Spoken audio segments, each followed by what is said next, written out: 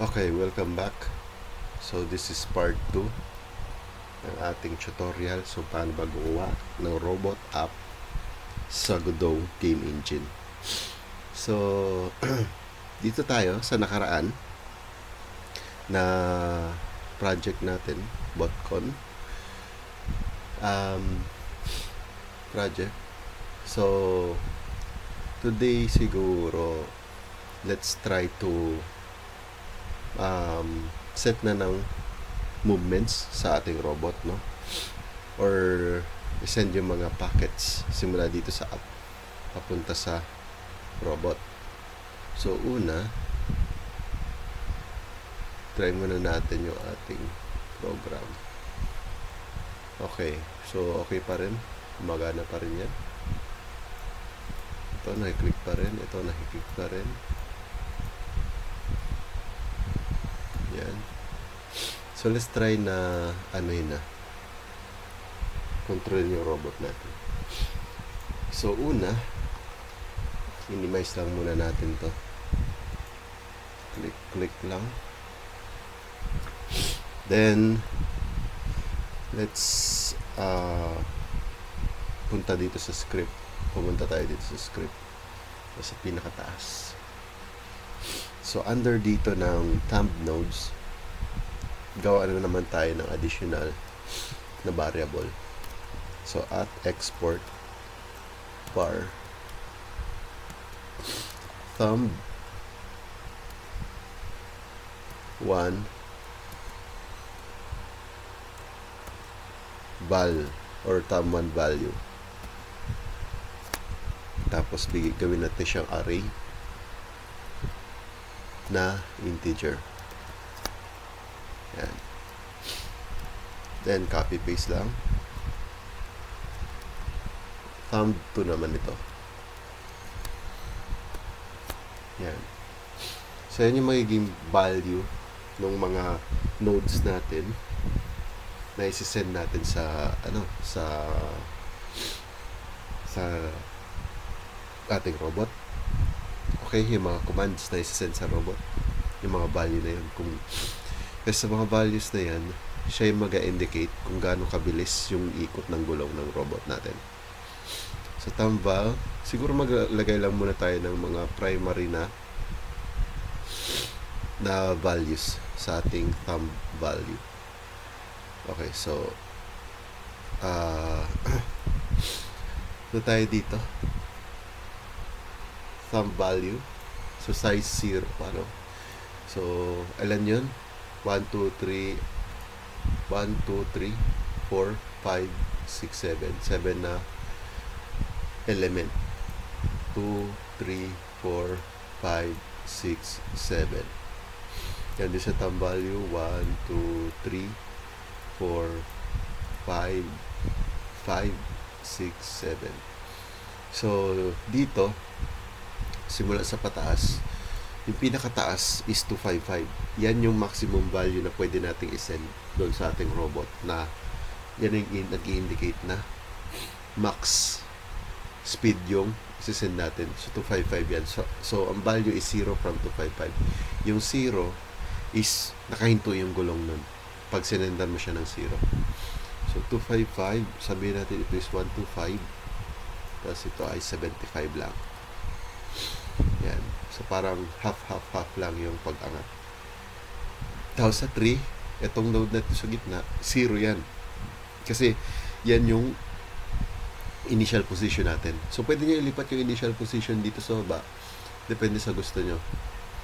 So 3, 0, tapos gahin lang natin doon 75, 125, saka 255.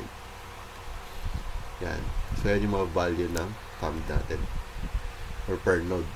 Tapos dito sa baba naman, ganun din lang, send muna natin siguro 255. Siguro ito baguhin natin 130, 80, 0, 80, 130, 255. So hindi necessary na ito i-insert nyo na value.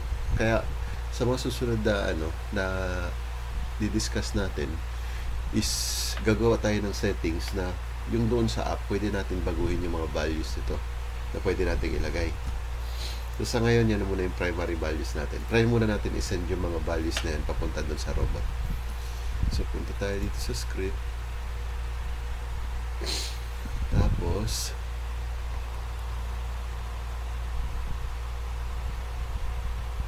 makikita nyo siguro hindi natin kailangan yung ano pala, yung URL, no? So pwede natin baguhin siguro muna dito. Yan. But for that one, /ws lang. Yan. So kasi hindi natin kailangan yung port parati naman. Although maganda may port kasi alam mo yung port nung sisendan mo ng WebSocket eh. Pero sa ating kaso is hindi mo kailangan. Kasi yan, itong URL na to, yun yung nakaprogram sa robot mismo. So next, punta tayo dito. So ang gagawin natin is magsisend tayo ng WebSocket dito sa ating thumb per nag-change tayo ng position. Yan, dito. So ibig sabihin, yung snap to node yung ita-target natin na function. Dito tayo maglalagay ng mga sending ng data. So para gawin yun, kailangan muna natin gumawa ng function na magsisend ng data. So let's see. So pwede natin sabihin na function or send underscore WebSocket. Tapos lagyan natin na header, comma, payload. Yan. So dalawang element yung isisend natin, header saka payload. Tapos try natin i-print para sa debug lang purposes. HDR header plus string ng payload. Kasi yung isasend natin na payload is integer. Yan. Tapos socket dot send text HDR header plus payload. Kopyahin ko na lang ito. Same lang rin naman sila. Yan. Payload. Okay. So next, pwede na natin isend yan. So yung socket send, yung socket kasi is dineclare natin dito sa taas na yun ay WebSocket peer. Ibig sabihin ko connect lang tayo dyan sa sa WebSocket natin. Okay. So ngayon i-try na natin mag-send ng data gamit yung mga snap to nodes natin. So una, snap to node na una, itong thumb 1, position 1. So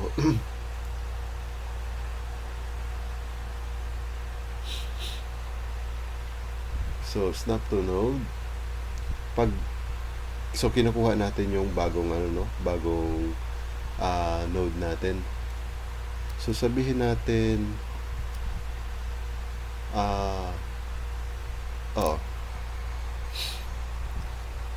sabi natin if current node is equals to or not equals to node, dito sa if statement na yan, dyan tayo maglalagay nung send or send the send WebSocket. So sabihin natin gamit tayo ng siguro ng match. So para sa switch case statement, node dot name. Yan.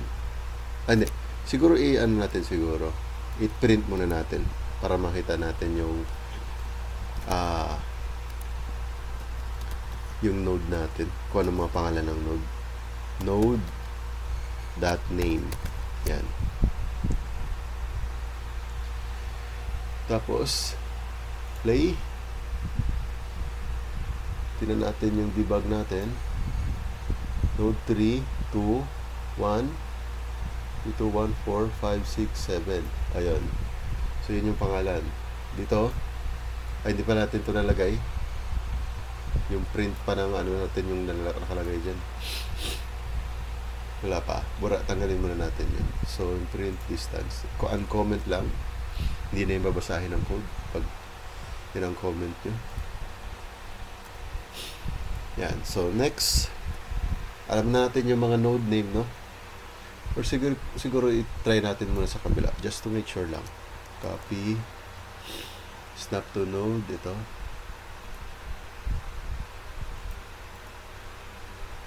Hindi na pala kailangan.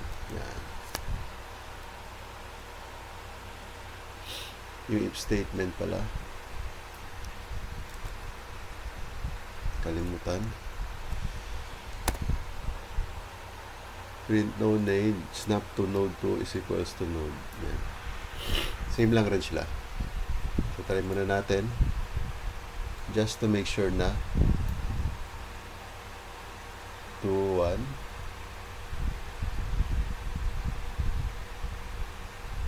Yan.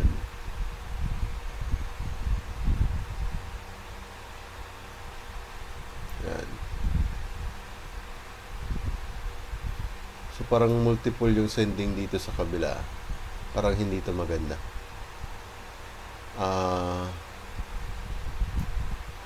Siguro kailangan baguhin natin yung snap distance dito. I-try rin natin times 2 kung ano mangyayari. Kasi iba yung value ng snap node dito eh. Hindi pwede. Times 1.2. So, parang hindi ko kasi gusto yun yung sunod-sunod. Ayan, no? Yung parang spam na sending.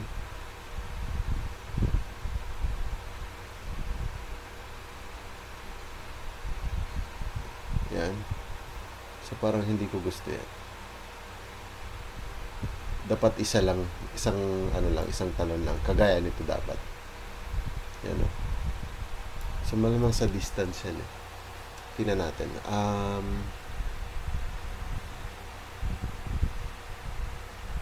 Siguro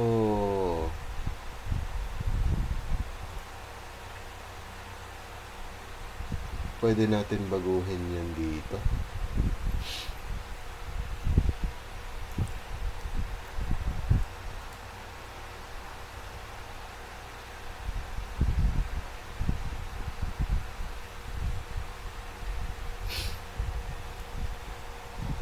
Ito talaga lang.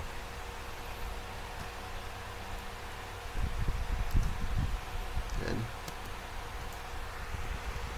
Pwede ba to? Hindi ako sure kung pwede yan. Hindi, ganun pa rin eh. Nag-spam siya ng node na function eh. So, saan kaya yun?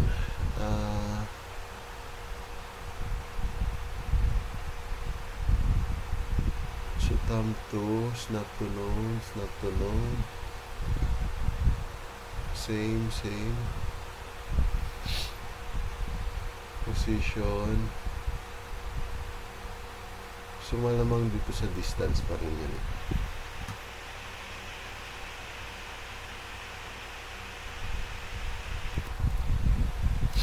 Try muna natin i-debug bago natin yun. Kasi ayaw ko yan na sunod-sunod yung pag-send niya.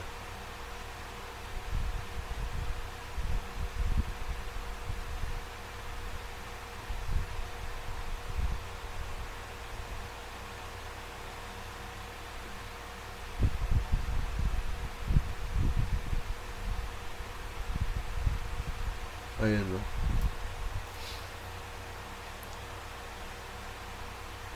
So, parang magpiprint siya ng 112, 1, 2, 3, 4, 5, 6, 7.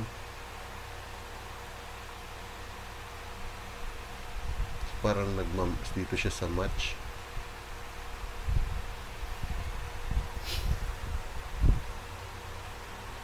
Is near node distance.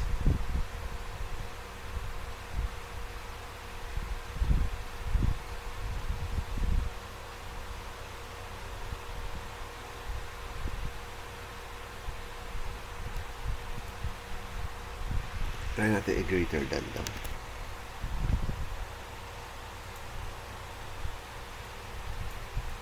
Hindi pwede. So, kailangan less than talaga. Less than yung kanyang distance.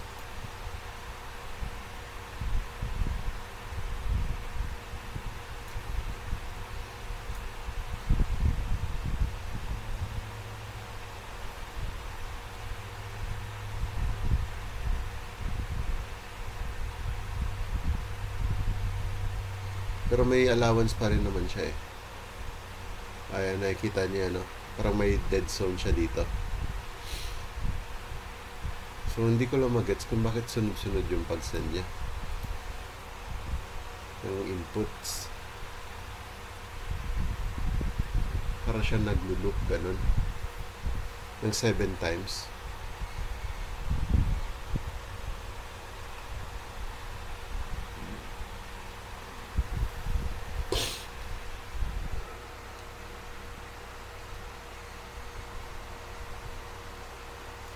Samantalang yung dito sa kabila, hindi naman.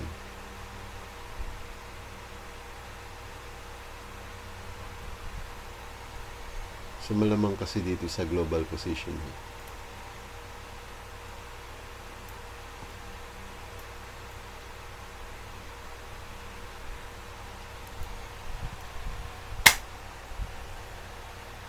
So, kasi sa communication, crucial yun eh, pag ganun. So, may problema pala. Tingnan natin. I-debug muna natin siguro to.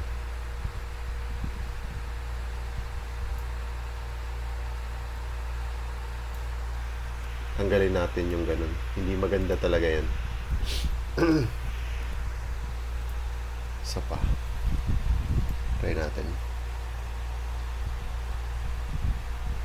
So, 200 yung lumalabas sa kanya.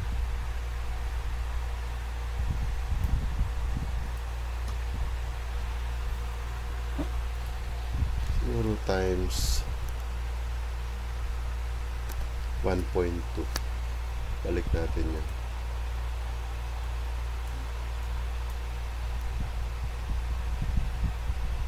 O, mas maliit pa siguro dapat. So, times 0.5.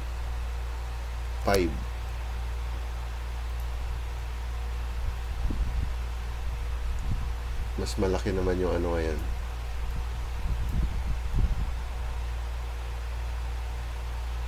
Pero hindi siya nag-solve ng problem niya ganun.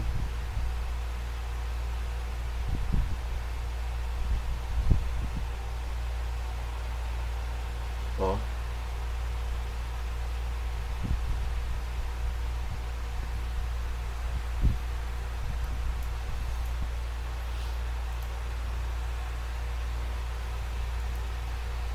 Ibig sabihin hindi dyan yung problema. Ibig sabihin may ibang problem pa. Thumb input event. So tama. Snare node. Pag yung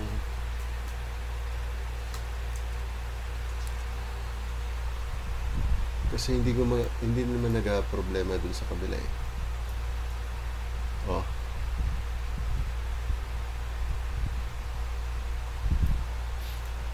So malamang dito talaga. Tanggalin muna natin yung ito.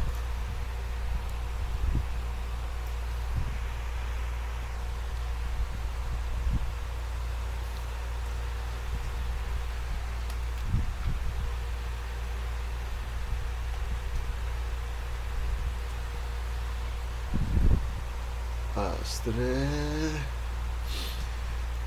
Snap to node.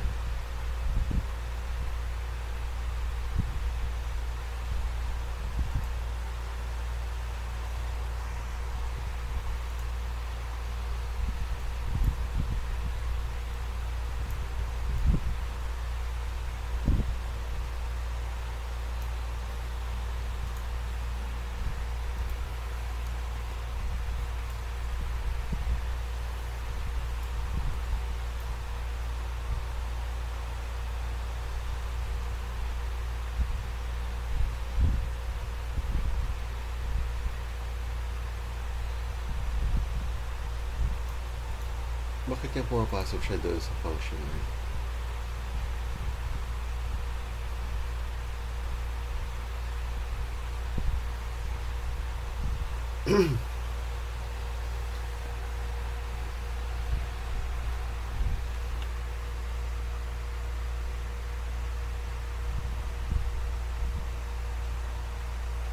Oh, kasi nga pala, mali pala to eh. Dito dapat sa node ko.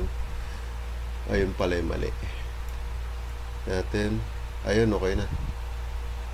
7, 3, 2, 1. Doon pala yung mali. So, dapat ito, snap node 2. Yan. Ito yung node 1 lang. Magkaiba nga pala yan. Kaya pala nagkakaroon tayo ng problema doon. Okay, so alam na natin yung name, no? Node 1 to 7. Ngayon, pwede tayo magawa ng match na dito. Uncomment muna natin. Pwede burahin na lang natin. Ito, match node name. So, under sa node name, nakikita yung pangalan, no? Kanina. So, ano yung isa? Node 1. So, send sa thumb1 to.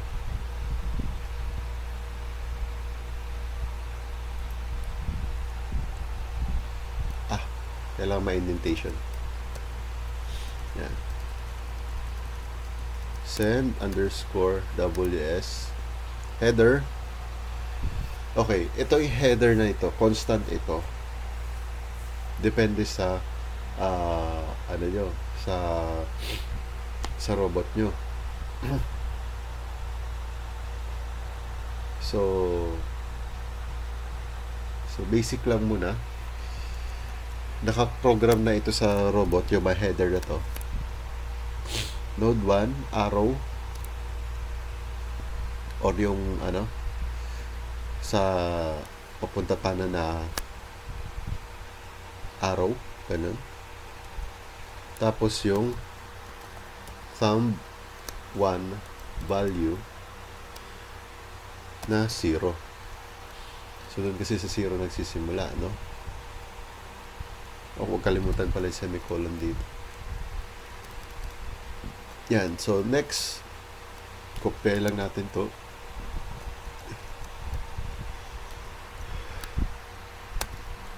Two, 3, 4, 5, 6, 7.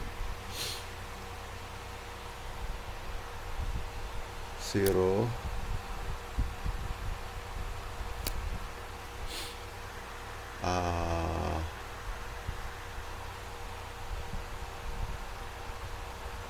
Six, 5, 4, 3, 2, 1.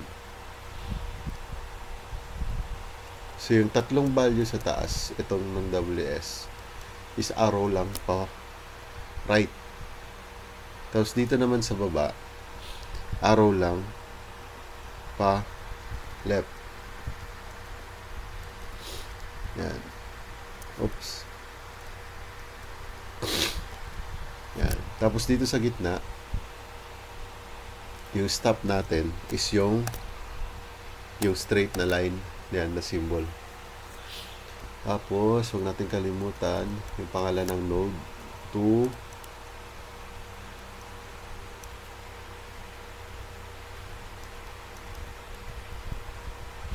Three. Ano ba yan? 4. 5, 6, 7. Yan. Kung ano yung mga pangalan na yan, yan yung nakalagay dito sa thumb nodes natin na pangalan. Yan. Yan. So, copy lang natin to. Yung match node dito. Papunta dito. So, same lang rin sila. Ang pinagkaiba lang is thumb 2. Ito. 2, 2, 2, 2. Tapos yung mga header naman. Ang header niyan is yung braces. Ito, brace, brace, brace. Tapos ito ay yung kabilang brace. Yan.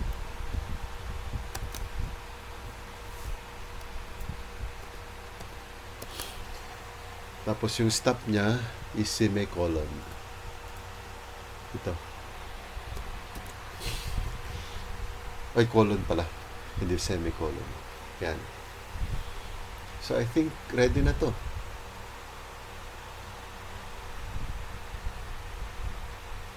So, try natin. Yan. Ayan. So, nagasend na ano na yan. Okay na yung debugging natin. Nakikita nyo.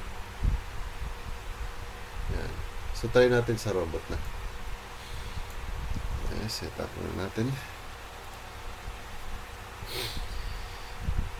Aking IP camera.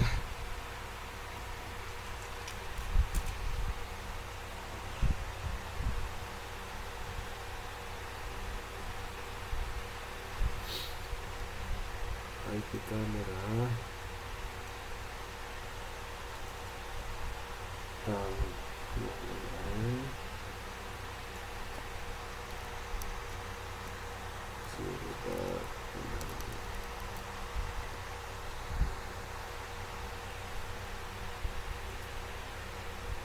Ayan. Yan. So, pansinin niyo yung ikot ng robot. Ito. Ikot ng gulong. Okay. So, pero bago lahat pala, kailangan connect muna kayo sa ng robot, sa wifi ng robot. Ay, di mo pala na power yung robot. Wait lang. Make sure na connected yung power. Yan.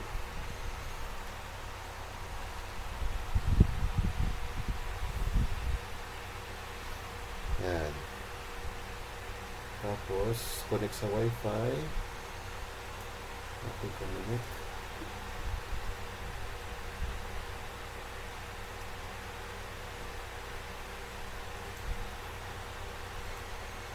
Connect. So, once connected na, pwede na natin i-open yung app o yung program. Naka-open na pala, no? Pero re-open natin. Close, tapos ayan. So, dapat ito is mag-ikot yung left. Ay, wait.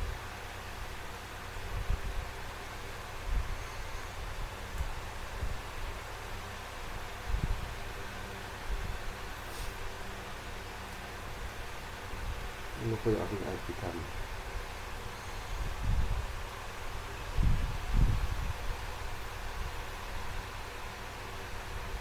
Ay, kasi hindi pala ako nakakonect.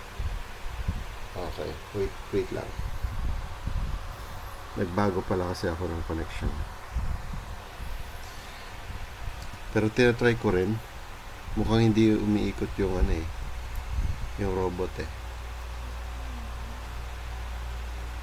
mukhang hindi umiikot yung robot. So, ibig sabihin, mukhang kailangan natin yung 80 na port.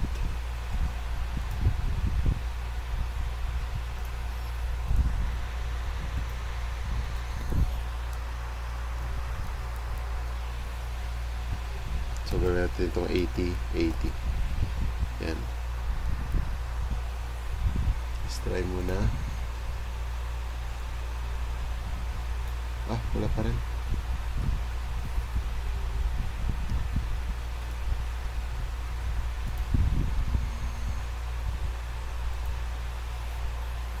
Make sure pala na na-input yung password.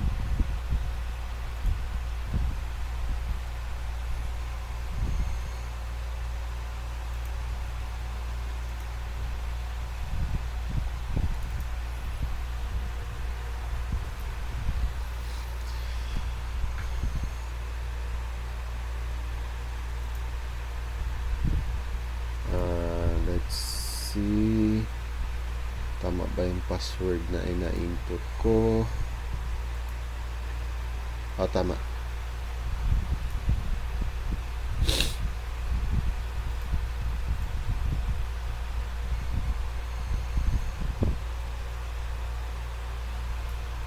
Wala pa rin. Try natin tanggalin yung 8080.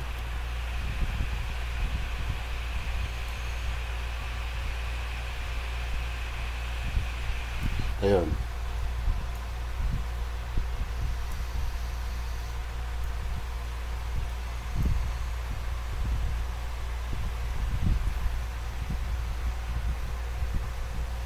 At wait, hindi luminto. Wait lang. So may nakalimutan pala tayo. So kada ano dapat?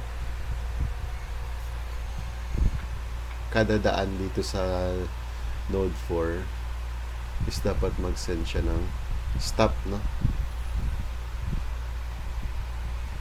Na natin.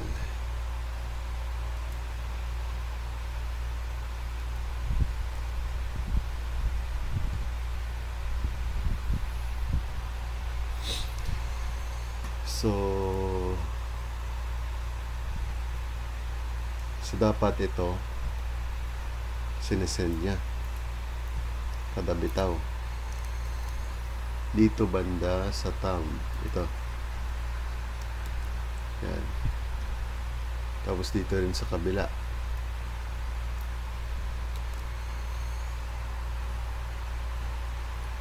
Ito.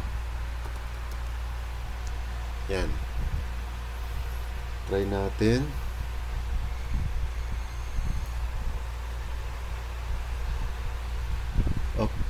Hindi naman ako nakakonect pala. Connect muna sa wifi ng robot.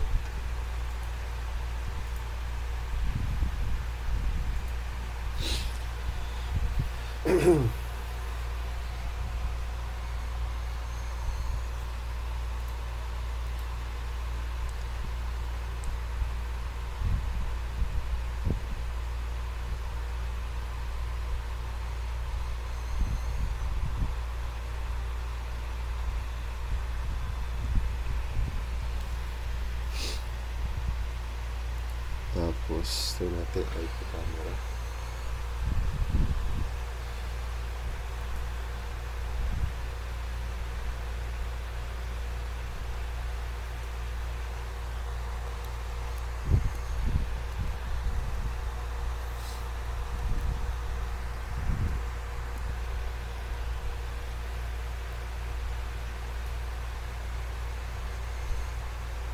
Ayun.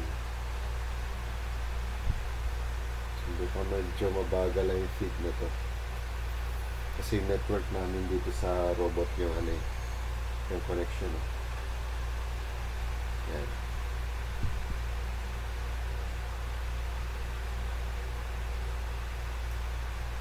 So try natin. Yan.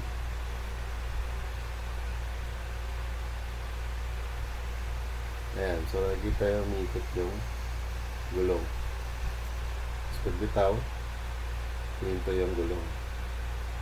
Ayan. Kabila naman.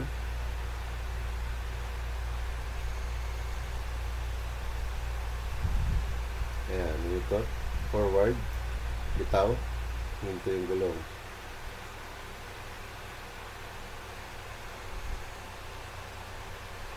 So, medyo mabagal lang yung frame ng camera. Patras naman. Natin patras. Yan.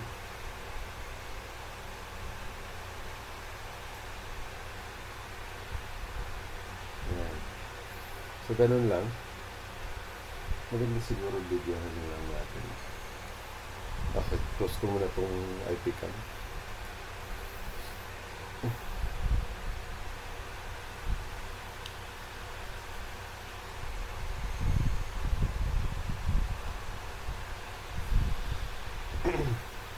Videohan ko na lang.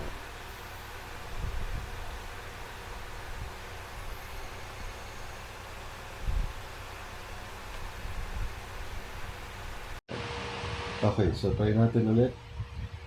Forward. Right. Pwede palasin, pabilisin pa. May maximum na bilis. Tapos for reverse.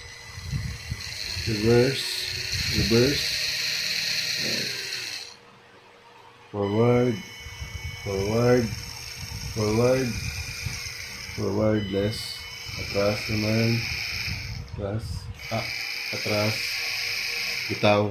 Mababalik doon sa zero. Hinto. Yan. Okay na. So next is yung saka na siguro yung weapon sa settings. Hanggang dito muna tayo. Okay. So hanggang dyan muna tayo. Again, like and subscribe sa ating channel para sa mga future na tutorials pa.